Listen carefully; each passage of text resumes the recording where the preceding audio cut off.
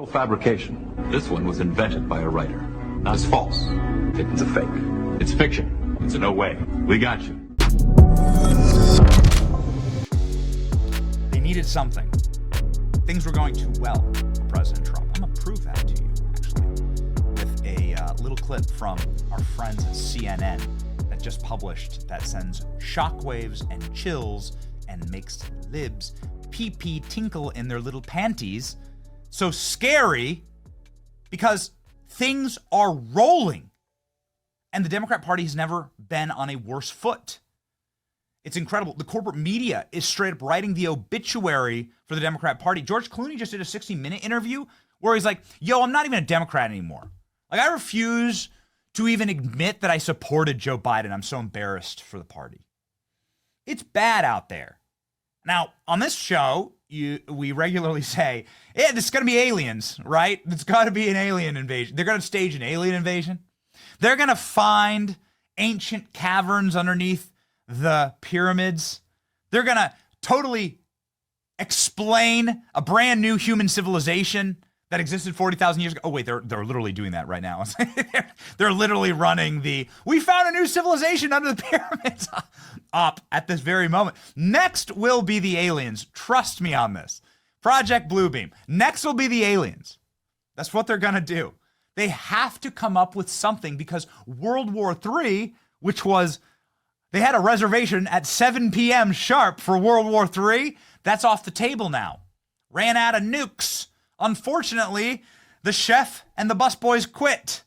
Donald Trump was elected president, and now peace is setting about the entire earth. Good. So they're going to have to come up with something because things are going too well for President Trump. And, listen, I'm a big fan of the president. So, you'd say, Benny, why would we listen to you? You clearly have, skin in the game. You have that map up on your wall, right? Yo, let me tell you. I will show you a clip from a network which was sobbing salty rock tears out of their skulls on election night. It ruined their cameras. Jim Acosta got fired for it. Jim Acosta cried so much on election night, the salt and the sodium, it just locked in the camera gear. He destroyed like $1 million worth of camera equipment inside of the CNN studios. It was atrocious. This is a network that hates President Trump. And even they have to straight up admit it. We're cooked. The Democrat Party is just cooked. They got nothing. And most importantly, President Trump is more popular than he's ever been. Right now, this clip is just a few hours old ago. I think sometimes it's important to do a little bit of reality check and take a little different spin at the numbers. I'm going to do that right here because all we talk about is how unpopular Donald Trump is. But in reality, he's basically more popular than he was at any point in term number one and more popular than he was when he won election back in November of 2024. What are we talking about? His net favorable rating right now comes in at -4 points. Compare that to where he was when he won in November of 2024 when he was at -7 points, or March of 2017 when he was at -10 points. So when you compare Trump against himself, he's actually closer to the apex than he is to the bottom of the trough. And of course, that's so important because Donald Trump, historically speaking, has had his numbers underestimated. So I think it's very important to compare him to himself to understand he's actually more popular now than he was when he won, or certainly where he was at this point back in his first term. The bottom line is Trump is more towards the ceiling than he is towards the floor. So when you do that, it makes my knees hurt. So when you look at this compared to sort of historically, what does it tell you about the percentage of folks that think the country itself, with him at the helm, is on the right track? This, I think, is rather important because, again, if the polls have historically underestimated Donald Trump, what is a metric that might get at understanding at how popular he may actually be? So let's take a look at the percentage of the country who say that we're on the right track. It's actually a very high percentage when you compare it to some historical numbers. What are we talking about? According to Maris, 45% say that we're on the right track. That's the second highest that Maris has measured since 2009. How about NBC News? 44%. That's the highest since 2004. Wow. The bottom line is the percentage of Americans who say we're on the right track is through the roof. And if you were to compare it to when presidents have historically been reelected, of course, Trump is not constitutionally eligible to run for re-election, but I think it sort of puts it in perspective. 42% of the country says the country is on the right track when the incumbent party is re-elected. And also keep in mind, back when Kamala Harris lost and the Democrats were turned out of power, only about 27 to 28% of the country said the country was on the right track. The bottom line is right now, a much higher percentage of the country says we're on the right track. And finally, Sarah Seidner, I want to put it all in the congressional generic ballot. What about Congress? No. What about Congress? Because those are the folks who are up in 2026. And take a look here. The Dems versus the Republicans on the generic congressional ballot. Back in November of 2020, when Democrats won, it was +5 Democrats. Tied in November of 2022, +1 in November of 2024 when Republicans maintain control. And then you look at March of 2025. This number looks a lot more like 2022 or 2024 when Republicans won control of Congress. The bottom line is, yes, Donald Trump's approval rating is lower than compared to a lot of his predecessors, but it's higher than compared to himself. A lot of folks say the country's on the right track, and the generic congressional ballot looks a heck of a lot more like when Republicans win than when Democrats win. It will be interesting to see if any of what just happened with these leaking of the text plays into it in a later poll. But this is very telling. This is very telling. At least at this point, Republicans are still in the catbird seat. We had to play the whole thing. You had to play the whole thing. You have to play the full 2 minutes. The reason why is you saw the game afoot at the very end. Sherlock, the game is afoot. You saw what was going on. Did you see the lady there at the end? Miss, it hurts my knees. Go, but did you check in on the signal messages? I wonder if that's gonna do it. Is that gonna hurt Donald Trump? They couldn't just let Harry Enton, who's the pollster at CNN, just rip through the Democrat Party. So why don't we join in at our friends with Axios, and then we're going to cover this new op, this hoax against the Trump administration, and some very dark secrets that were just revealed about rats inside of the ship, okay? But first, Democrats, rats, rats. Behind the curtain, Dems' dark, deep hole. Okay, that's also what they call Jasmine Crockett behind her back in Congress. Top Democrats tell us their party is in the deepest hole in nearly 50 years, and they fear that things could get actually worse. Let's just go through these bullet points here. By the way, this is from Axios. This is from left-wing PR. Tabloid is what Axios is.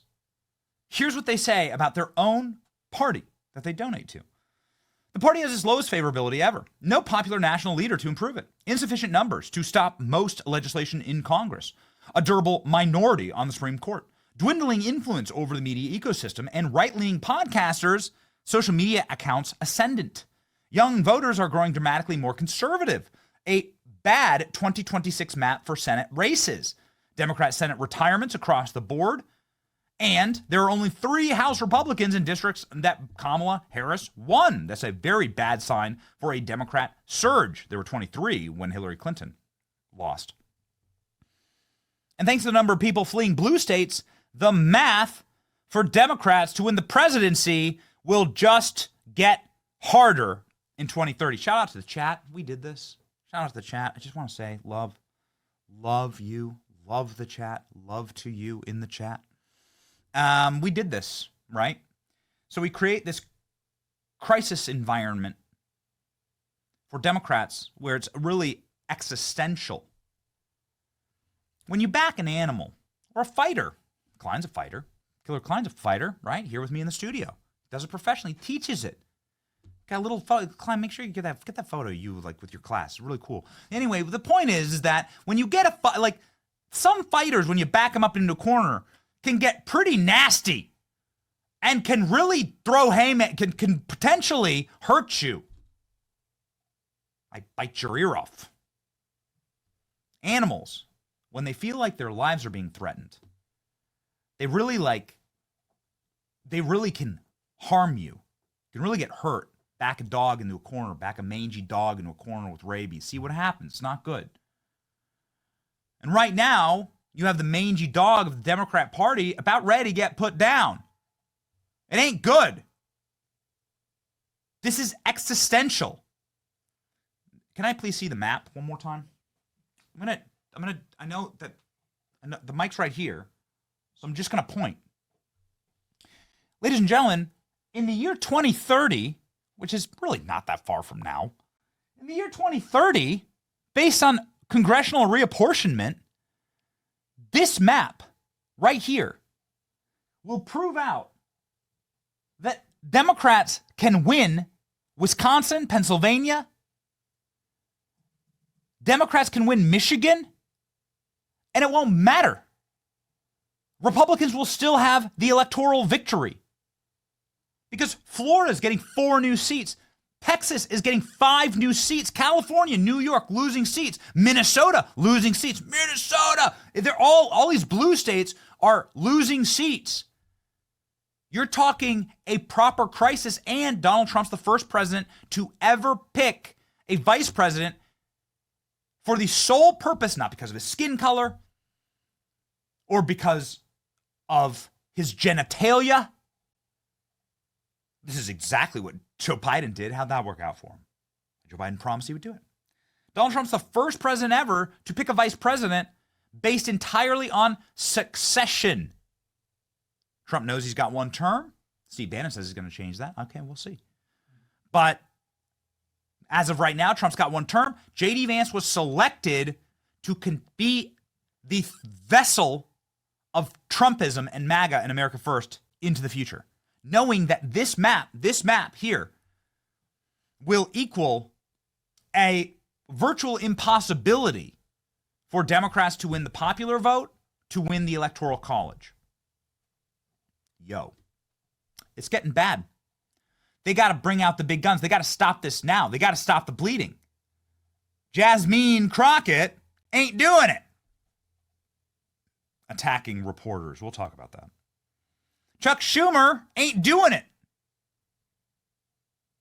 They got to bring in the big guns. The suckers and losers, dude. We talked about this yesterday. I just want to put the article up on screen. Trump says that Americans who died in war are losers and are suckers. Matched with a photo of President Trump visiting families in Arlington Cemetery, something you never saw Joe Biden do. Joe Biden looked at his watch as the bodies of 13 service members killed at Abbey Gate in Afghanistan were rolled off the plane in a dignified transfer, and he said, "How can I get out of here fast enough?" Scumbag. President Trump loves our troops, and they love him back, and anybody who's ever watched with open eyes knows this.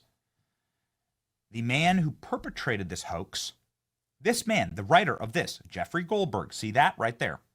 The man who perpetrated this hoax never was able to give names, quotes, was never able to substantiate this reporting, who ran it in the globalist neocon rag called The Atlantic to try and destroy President Trump with his military-loving base and the American people. This man is currently responsible for a new hoax pulled on the American people. We can straight up prove to you that it's a hoax. Something remarkable has happened. So Jeffrey Goldberg, this scum, who has not only made up this hoax, but also hoaxed us into wars in Iraq, Afghanistan, hoaxed us after 9/11. Jeffrey Goldberg, a literal wrap-up smear artist for the deep state. This is the man's job. He hoaxed through the 51 intel experts, the spies who lied. There isn't a pail of water for the deep state that this guy hasn't carried. He is literal scum on earth. He is the last guy you'd ever want inside of your group chat if you are planning even a birthday party for your nephew in the Trump administration, much less bombing Yemen, large-scale military actions. Ladies and gentlemen, sure enough, Jeffrey Goldberg was put on the group texts, okay? Now, I'm going to play you a little clip of Jeffrey Goldberg because they can't help themselves. They got to run and do as many interviews as possible because that's what all this stuff's about, right? It's not about it's not about national security. Please. I'll tell you this, and I'll tell you it to a man. If I were put on a chat, it doesn't matter the administration. If I were accidentally added to a chat, and yo, I'm on Signal, I send a lot of messages on Signal. Nothing I wouldn't want on the front of the New York Times because Signal is a deep state messaging app. Signal was designed by the CIA. Signal has backdoors. that clearly intel agents and experts can hack into and get all your messages. Tucker Carlson straight up said the NSA hacked his Signal chat. Tucker Carlson said this on the Nelk Boys podcast. Grab that clip.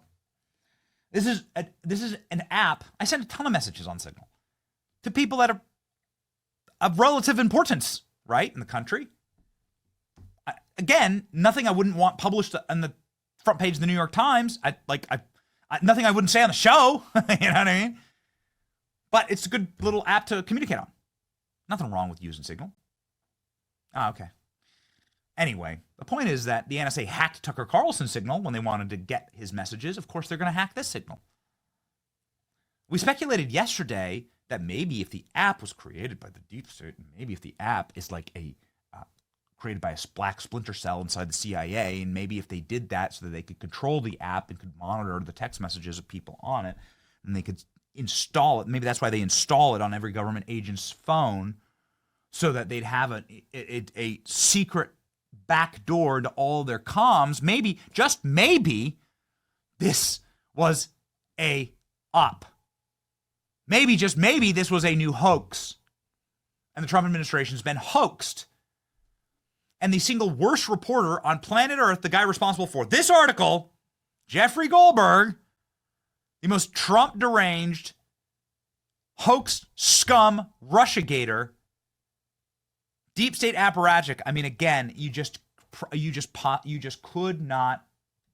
It's like adding Satan to the group chat at the Vatican. You can't find a worse person to add to your chat.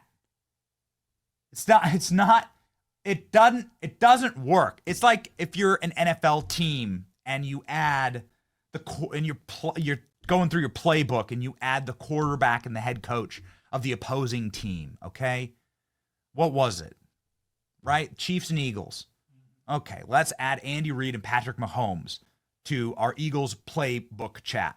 It can't get worse. It can't get worse. Scumbag Jeffrey Goldberg in this clip I'm about to show you is gonna like mule and bitch about how I'm not gonna release all the text because they have state secrets in them. Okay, rule number one. If I'm added to a Signal chat, again, this is why I'm establishing on it. If I'm added to a Signal chat, it doesn't care the administration. And like it's the guy running the Pentagon, it's like a bunch of Pentagon guys and a bunch of like people clearly planning classified intel and information. I'm out. You might say, you're not a journalist. Well, let me tell you something, okay? Let me tell you a little something. This is how they get you, all right? Benny, why don't you get into the government? Well, this is how they get you. The entire world here is set up in order to F people over through classified documents. I want to show you this. Where is it? Right here.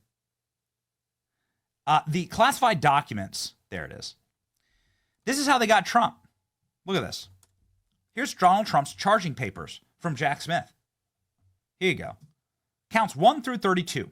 Willful retention of national defense information. 18 U.S. Section 793. Okay? Why don't we charge Jeffrey Goldberg with this? If he does have state secrets, here's Donald Trump being charged for, let's go ahead and read here. Having unauthorized possession of, access to, and control over documents relating to national defense, and willfully retaining these documents, failing to deliver them to the officer or employee of the United States entitled to receive them. Oh. Trump, without authorization, retained these documents. Well, did Jeffrey Goldberg have authorization to be viewing you can't have it both ways, Jeff. Is Jeff the next guy to get charged and thrown in the slammer by a special counsel? Why don't we open up a special counsel on Jeff? Well, that would seem the logical conclusion here. Willful retention of national defense information. That's why I'd say, I'm out, you know? No, but this little gremlin, this little urchin, slunk around and sneaked into this chat. Apparently he was invited by Michael Waltz. We're going to get into that in just a second. Michael Waltz says it's a hoax. So who invited him? Who put him on the chat? So you have to start asking the right questions if you want to get to the right answer. Who put him on the chat?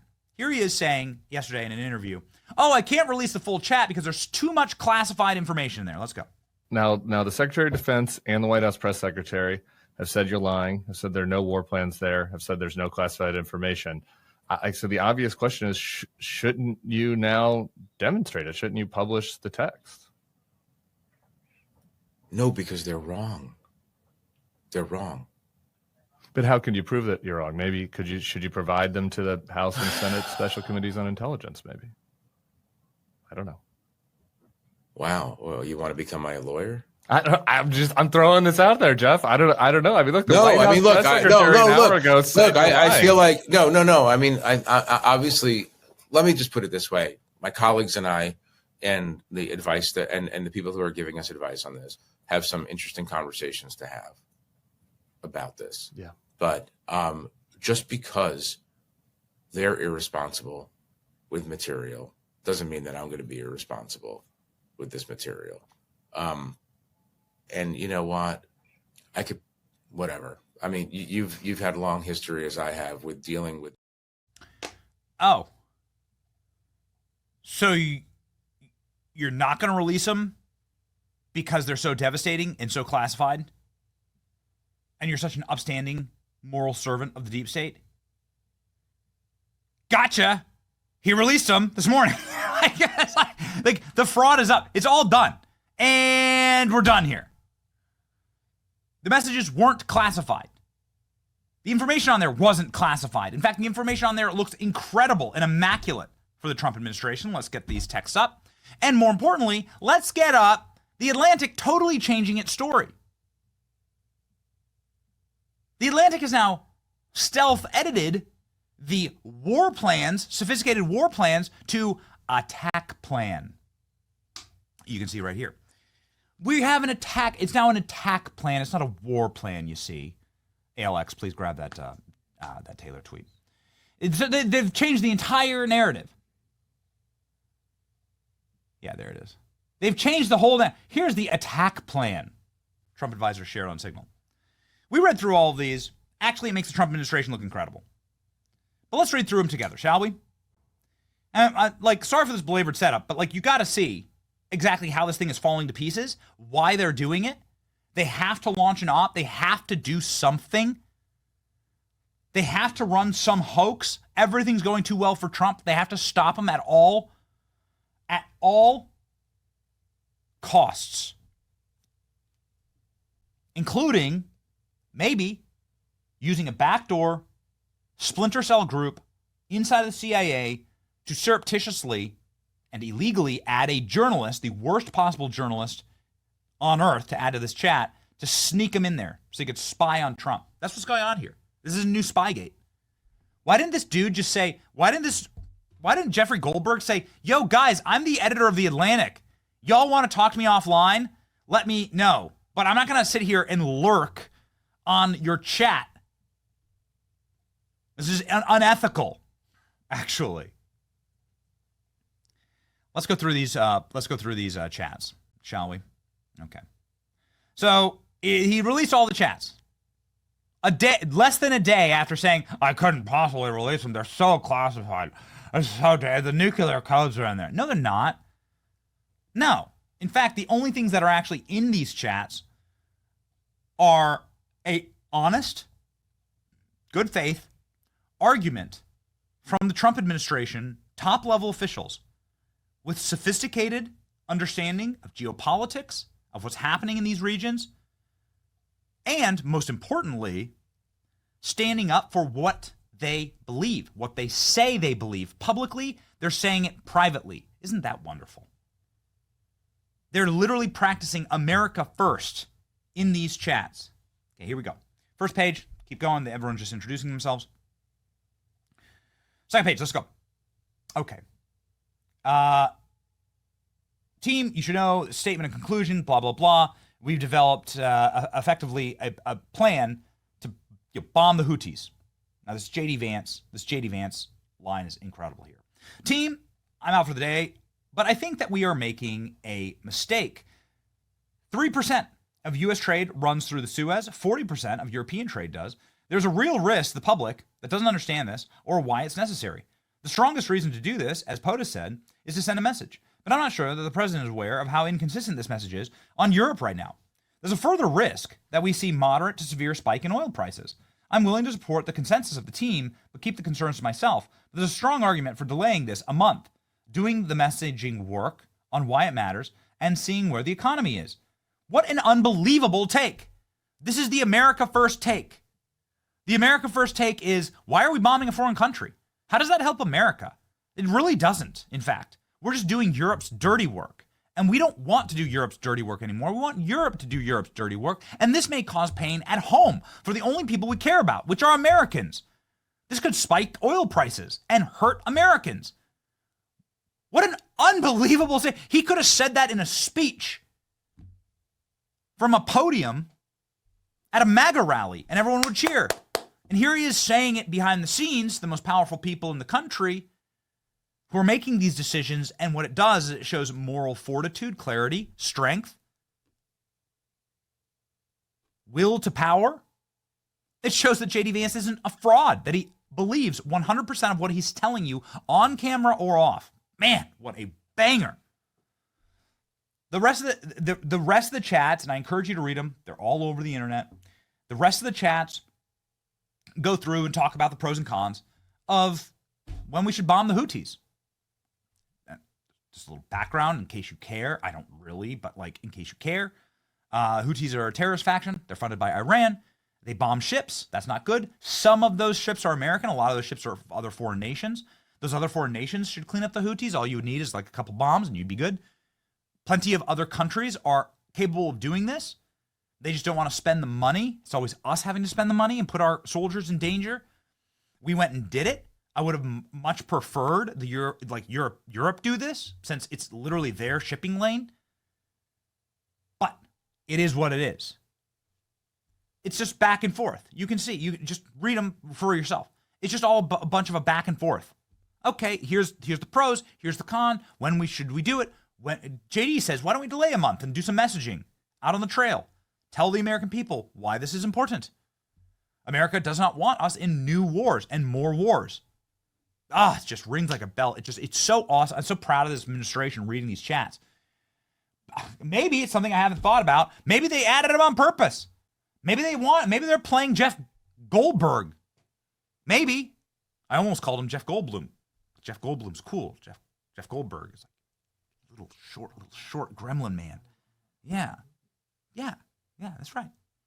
I could do I would love to have Jeff Goldblum on the show to explain this entire thing.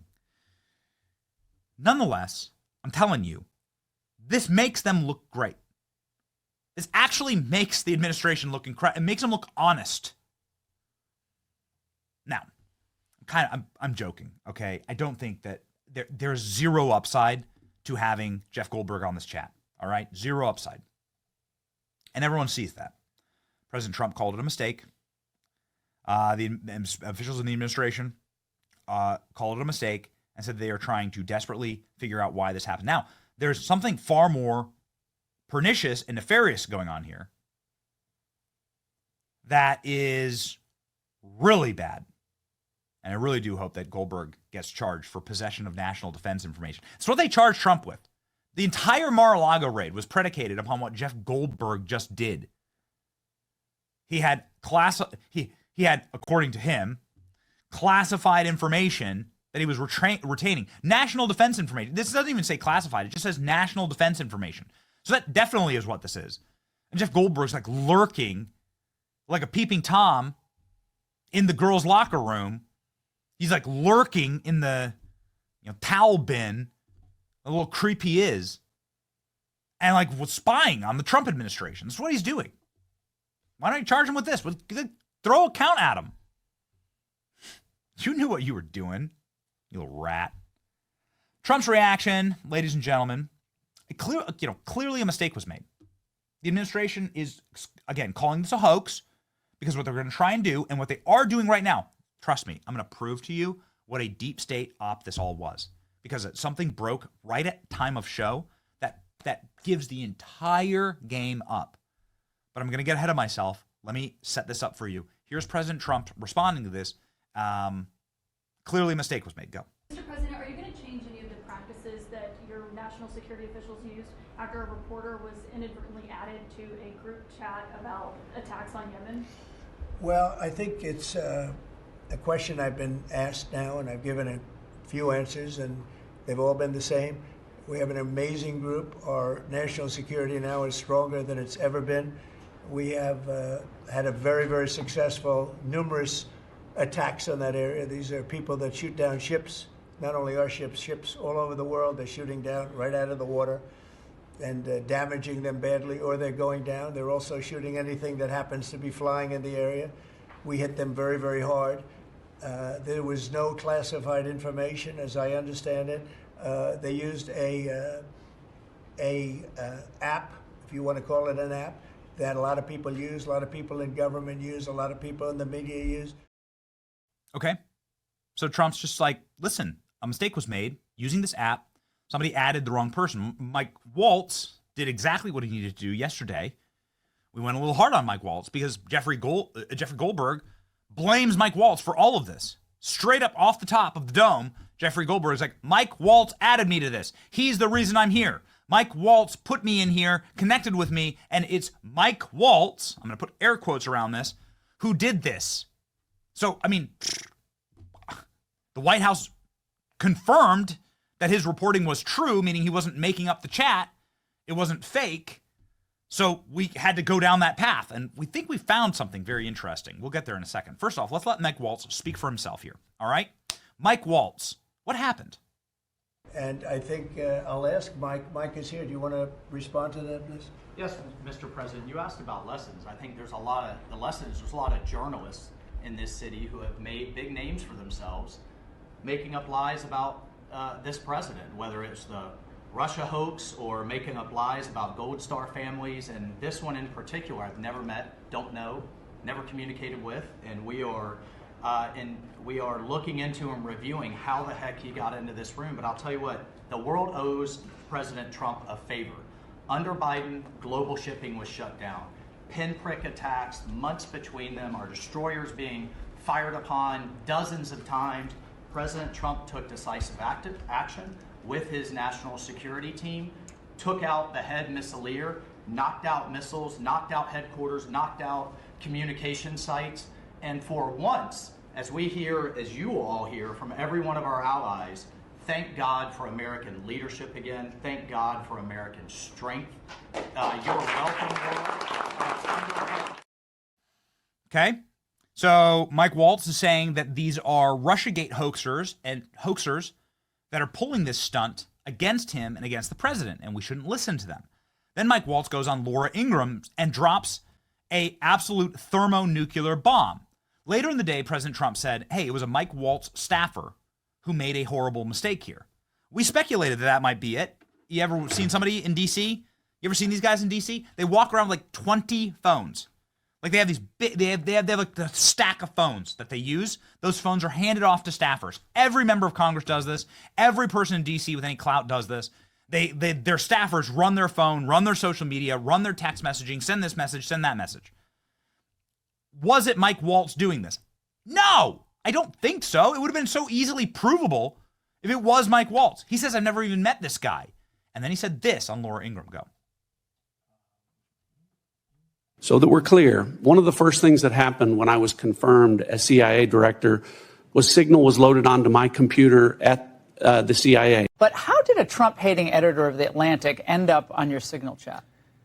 You know, Laura, I'm not a conspiracy theorist, but of all the people out there, somehow this guy who has lied about the president, who has lied to Gold Star families, lied to their attorneys, and gone to Russia hoax, gone to just all kinds of links to lie and smear the president of the United States. And he's the one that somehow gets on somebody's contact and then gets sucked into this group. Is someone in your intel? Is someone in your intel team trying to cause trouble here? Because that's the scuttlebutt out there. Look, that we have people. No, look, this is a great group. The president has a great team. This is not first term. No, your team. I'm not talking about the other principals. No. These were principals and a couple of staff that were coordinating, as you saw, having a policy discussion as we went forward, and then just in the days before what was an incredible strike. Not only did we take out people that the Biden team never could, that we took out headquarters, missile caches, and actually one of the leaders of the Houthi organization. We've since taken out several since. And, that's what they don't want to talk about. They don't want to talk about the success here. They don't want to talk about the hostages getting released. They don't want to talk about the Black Sea ceasefire that we just put in place today as the president ends the largest land war in Europe, or the border, or the fact that Panama just kicked China out of the canal, and success after success after success. So they want to focus on this. It's embarrassing, yes. We're going to get to the bottom of it. I just talked to Elon on the way here. We've got the best technical minds looking at how this happened. But I can tell you for 100%, I don't know this guy. I know him by his horrible reputation, and he really is a bottom scum of journalists. And I know him in the sense that he hates the president, but I don't text him. He wasn't on my phone, and we're going to figure out how this happened. So you don't know what staffer is responsible for this right now? Well, look, a staffer wasn't responsible, and look, I take full responsibility. I built the group. My job is to make sure everything's coordinated. But how did the number? I mean, I don't mean to be pedantic here, but how did the number? Have you ever had somebody's contact that shows their name, and then you have somebody else's number there? I never make those mistakes. Right? You got somebody else's number on someone else's contact. So of course I didn't see this loser in the group. It looked like someone else. Now whether he did it deliberately or it happened in some other technical mean is something we're trying to figure out. Whoa. Huh? Did you hear that at the very end? Was this some other technical glitch? Was it a technical glitch? Let me make this very clear. It's not easy to add people on Signal, okay? So I don't mean to belabor this. But somebody had to have his contact. Somebody had to have the dude's cell phone number. And if Mike Waltz has never met him, then who had the number? Who added him? You have to have the number saved to add it to a group, unless you're telepathic and you can just inside of your brain just come up with the number, just conjure the guy's cell phone number out of thin air. You can't do that. So it don't make no sense. What Mike Waltz is laying the groundwork for here is, was there some type of nefarious backdoor potential hack of this chat where the hacker, CIA, NSA, added this journalist? A technical issue, he says. We're talking to Elon, he says. My staffer didn't do it, but I don't know the guy. So I don't have the guy's cell phone number. So how did it happen, Mike? Right? It's really leading to one conclusion. Now, there is speculation. It's just pure speculation online about staffers in the national security. Now, remember, the NSA staffers were the people who spied on Trump. I'm just gonna set up the pure speculation here, okay? It's just the opinion of people on the internet. Because we don't know. Trump said it was a Mike Waltz staffer. Trump has also stripped the security clearances of a law firm called Covington Burling in Washington, D.C. for representing Jack Smith. There are NSC staffers that worked at Covington Burling. There are NSC staffers who worked for the Bush State Department in the Iraq War. This is something that Jeff Goldberg had a huge hand in. There are people who worked for Romney Ryan campaign, Pompeo, the Hudson Institute. It's just pure speculation. But here's what I know. I know that there's a rat's nest at the NSC. I know that because this is the organ that was used to spy on Trump the first time. And I know that because they got Trump impeached with his call to Zelensky. All right.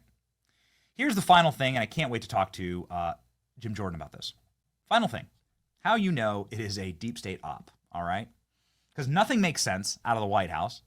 It makes no sense. The story from Mike Waltz makes no sense. There's something nefarious happening here. Mike Waltz, we know Mike Waltz. He's regular on the show. He's not suicidal. This is like a career ender to do something like this. He's not stupid. The last thing he is stupid. He's not stupid, man. Get ready. Because start time of show, they had a lawsuit all lined up. Would you look at that? And the lawsuit got assigned directly to Judge Boasberg. It's scripted. It's like out of a movie. It's scripted. So they had a lawsuit all ready to go on this. This story only broke 24 hours ago. It broke right before they were ready to testify in the Senate. Boom. Lawsuit dropped. Goes directly to the same judge that said, you've got to turn around all the migrant flights. I want to personally inspect all the migrant flights myself. Trump-hating, Trump-deranged, psychotic lunatic. Come on, man. Same judge that halted the deportation flight. Same judge that played a role in Russiagate. Another hoax. Judge who blocked Trump deportation played key role in Russiagate collusion hoax, advancing the collusion hoax. Guys, his wife, his children, his family works at USAID in USAID connected NGOs. It's an op, man. It's an op. It's a setup. It's never been more obvious. They're running out of ammo. This should tell us everything, that the Signal incident was most likely a setup. American oversight is David Brock and Norm Eisen. This is the group that sued. They are the top contagion points for lawfare against Donald Trump. Ladies and gentlemen, there's just too much going on here. Too many. There's no such thing as this many coincidences. American oversight immediately had their lawsuit ready to file less than 24 hours later, and it goes right to Judge Boasberg. Come on. It just rings like a bell. It hurts, actually. Sucks.